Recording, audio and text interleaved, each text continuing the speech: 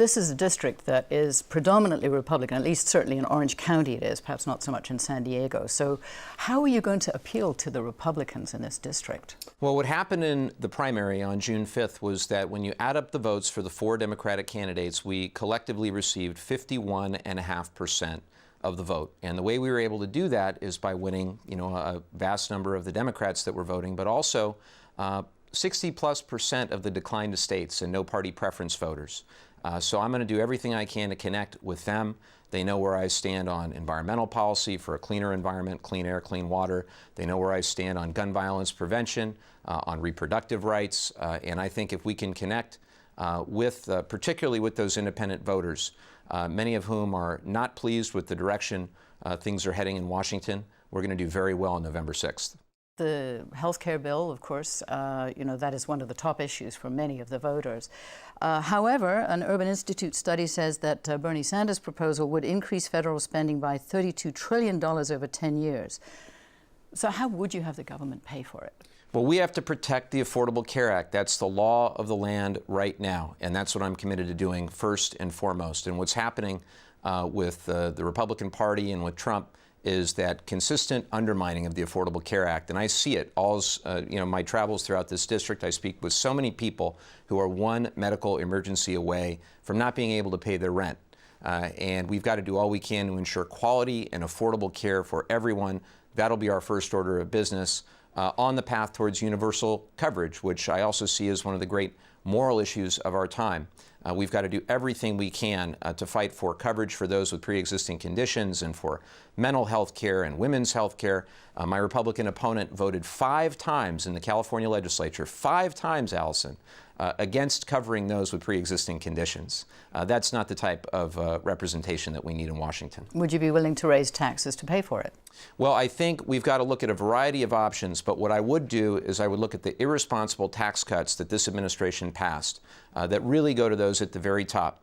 And I would wonder, what are our priorities? Do we need tax cuts for people who really don't need them, or do we need to take care of people's health care? Do we need to take care of our infrastructure? Do we need to shore up Social Security, Medicare, and Medicaid, or are we going to allow a growing gap between haves and have-nots? I'm committed to fighting for everyone in the 49th District, not just those at the top.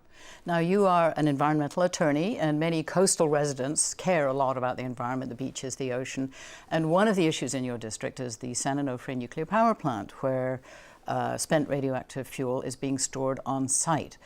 That is one of the issues in your district that is a really tough nut to tackle. Do you have any plans for how you would go about that? Well, I want to roll up my sleeves from the very first day and hit the ground running, working with the local, state, and national community leaders, environmental leaders, and others to really figure out a solution to get that waste off the coast. I think it's the critical local issue in this campaign, and I've been working with a working group of folks really understanding the consensus around the need to move the waste off the coast. You've got 1,600 tons of radioactive waste, and it's 100 feet away from the ocean.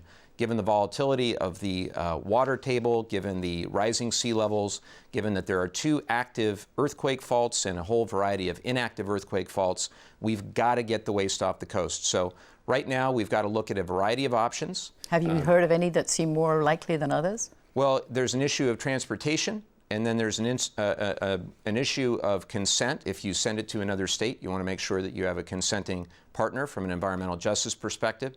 And then there's also an issue of permanent storage, making sure that we can have a safe permanent repository. I know is something that the folks in Washington, whether it's the National Resources Defense Council, the Sierra Club, the League of Conservation Voters, they are all committed to a long-term permanent solution, not just for the waste at San Onofre, but for across the country, all those dozens of similar sites. Now, ours is particularly daunting given that it's right next to the Pacific Ocean and that you have high population density, that you have earthquake faults and the rest. We have to do everything we can to move it off the coast. I'm committed to doing it, and frankly, I don't see a plan on the other side. So your opponent talks a lot about appealing to biomed, biotech industry, which is very strong here in San Diego. Anything you could say to woo them over? Well, all I would say is that her party had a budget proposal, Trump, to gut funding from the NIH and the DOE and other important research and development that we need here in our district. I am committed to growing the clean energy economy, the biotech and life sciences industries, the innovation economy that is the lifeblood of our economic development here in our region. We've got an incredible university in the 49th in UC San Diego. I'm committed to working with them to do everything we can to partner our workforce with the needs of our local companies. I know that we have to skate, as Wayne Gretzky used to say, skate where the puck is going to be, not where it is today. So I want to do everything we can at the federal level to position our region and our district to be at the forefront of economic growth in the key innovation economy industries of the future, like biotechnology, life sciences, clean energy, IT. I know we can do it here in the 49th. Mike Levin, Democratic candidate for the 49th Congressional District. Thank you so much for coming in. Thank you, Allison.